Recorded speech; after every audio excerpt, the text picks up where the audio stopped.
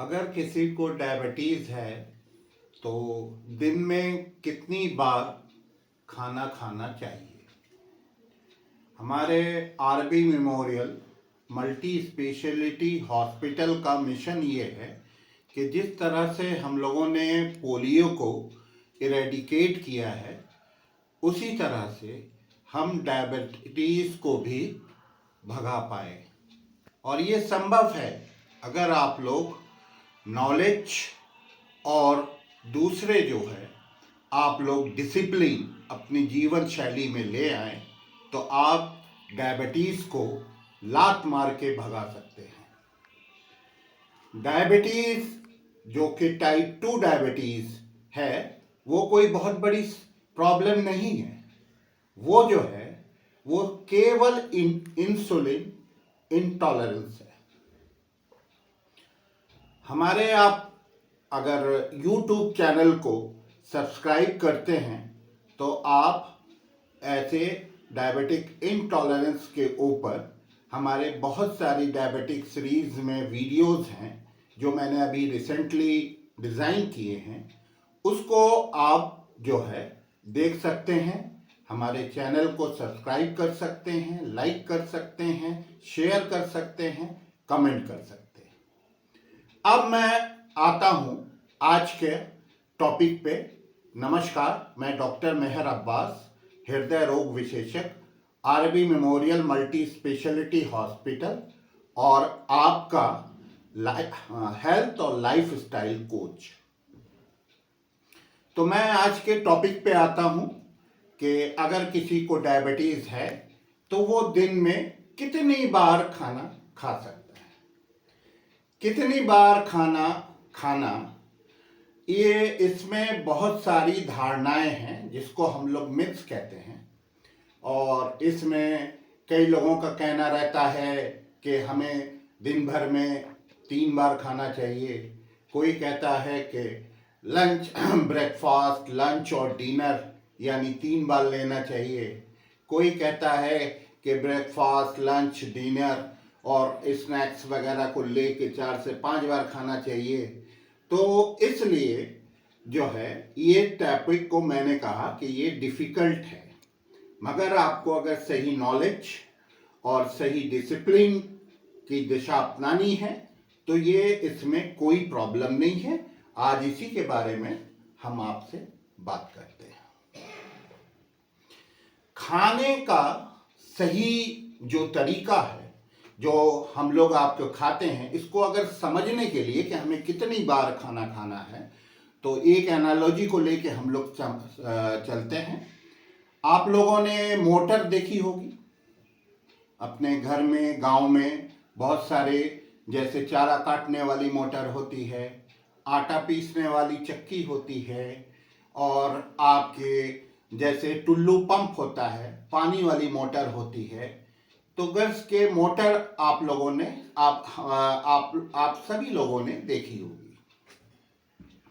तो मोटर का जब हम लोग स्विच ऑन करते हैं, जब मोटर को हम लोग चलाते हैं तो वो मोटर चलने लगती है, गुर गुर चलने लगती है।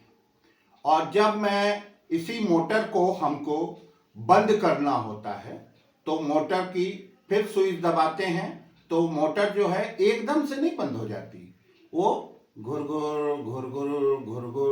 घुर करके तब बंद होती है। तो आपने समझ लिया मोटर कैसे चलती है और मोटर कैसे बंद होती है।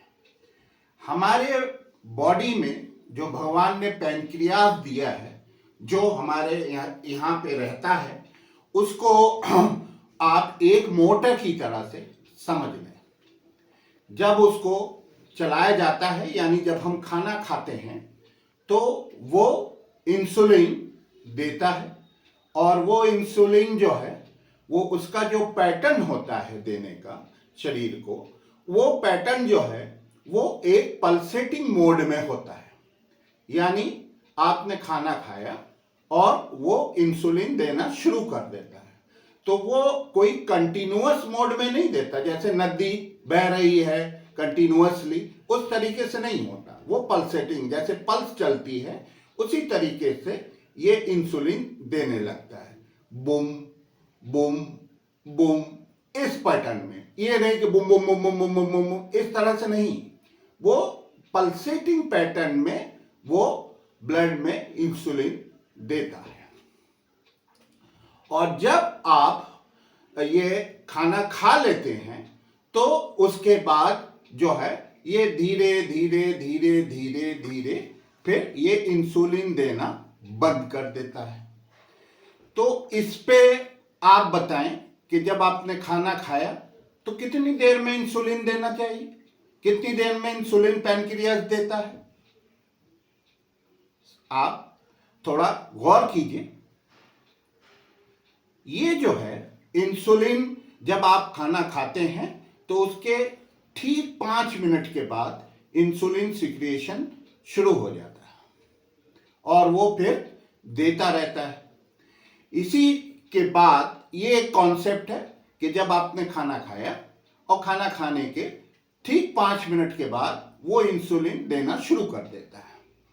उसी प्रकार से एक बहुत बड़े वैज्ञानिक हैं डॉक्टर फ्रेडरिक जोसेफ, उन्होंने बताया कि आप जब खाना खाते हैं तो आपके बॉडी में इंसुलिन रिलीज होती है जो कि आपकी फास्टिंग कंडीशन में होती है। सपोज आपकी फास्टिंग कंडीशन 10 है, उसके बाद जो है वो इंसुलिन बूम बूम देना शुरू करती है और फिर आपके उस फास्टिंग कंडीशन में लौटने में कम से कम मिनिमम 5 से 6 घंटे लग जाते हैं।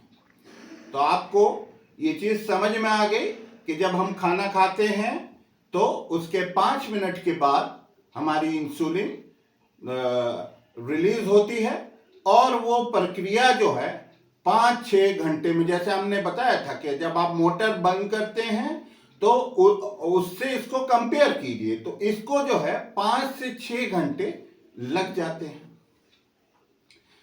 तो अब हम लोग फूड पैटर्न को समझते हैं कि हम लोग खाना किस प्रकार से खाते हैं। तो खाने का जो सबसे पहला पैटर्न होता है जिसको हम लोग निबलिंग कहते हैं। सपोज हम लोग ओटी में हैं, पूरी टीम रहती है, एनेस्थेटिस्ट रहते हैं, सारे लोग रहते हैं। उसमें कभी नमकीन आ गई, 1 चम्मच नमकीन खा लिया, फिर थोड़ी देर के बाद दाना आ जाता है तो दाना खा लिया मैंने, फिर थोड़ी देर के बाद वहाँ एनेस्थेटिस्ट साहब ने कहा कि यार चाय हो जाती है तो आधी कप चाय हो गई, वो चाय पी लिया मैंने, मगर हमने खाना खाया कुछ नहीं। निबलिंग को लोग खाना नहीं समझते। निबलिंग का मतलब है छोटी मोटी चीजें जो हम लोग थोड़ी मोड़ी देर में जाते हैं, मगर वो खाना नहीं है, हमने खाना कुछ नहीं खाया। दूसरा जो पैटर्न होता है खाने का उसको हम लोग स्नैकिंग कहते हैं। स्नैकिंग का मतलब ये होता है कि जैसे हमने चाय पी, एनेस्थेटिस्ट साहब ने चाय मंगाई और हमने जो है चाय पी, राजू की चाय आई और उसके बाद मैंने चाय को पिया, साथ में 2 बिस्किट ले लिए, समोसे ले लिए, कुछ भी ले लिया चाय के साथ, तो ये हो गई स्नैकिंग। और तीसरा जो पैटर्न होता है वो होता है मील, जिसको हम लोग बेसिकली उसी को हम लोग खाना खाते हैं। उसमें क्या होती है, एक थाली होती है, थाली में आपकी रोटी होती है, चावल होती है, दाल होती है, सब्जी होती है, सलाद होती है, रायता होता है। तो ये खाना जिसको हम लोग भोजन बोलते हैं, तो ये भोजन होता है। तो आम धारणा में क्या होता है कि जो हम लोग जो खाना खाते हैं, जो लंच करते हैं या डिनर करते हैं, बस उसी को खाना मानते हैं हम लोग। और ये जो हम लोग निबलिंग करते हैं, कभी नमकीन खा लिया, कभी बिस्किट खा लिया, कभी कोई संडे का दिन है तो घर में रहते हैं तो फ्रिज खोला, उसमें से 2 बादाम निकाला, वो खा लिया, थोड़ा सा वॉलनट खा लिया, तो इसको हम लोग जो है खाने में नहीं गिनते। और हद तो ये है कि अगर हम ऑफिस या हॉस्पिटल से निकलते हैं और घर पहुंचते हैं और ऑफिस में या हॉस्पिटल में हम लोग चाय और समोसे और पकौड़े ये सब खा के चलते हैं और घर आते हैं तो घर में पूछा जाता है कि भाई कुछ खाया आपने? नहीं नहीं, हमने तो कुछ नहीं खाया, मैं तो सुबह से भूखा हूं, दिन का लंच भी हमने नहीं लिया और जो है वो हम खाना बिल्कुल नहीं खाए, बिल्कुल भूखे। तो तो आम जो आदमी की धारणा है वो ये है कि जो हम लोग बैठ के पूरी थाली खाना खाते हैं वही हमारा मील है और वही हमारा सब कुछ है।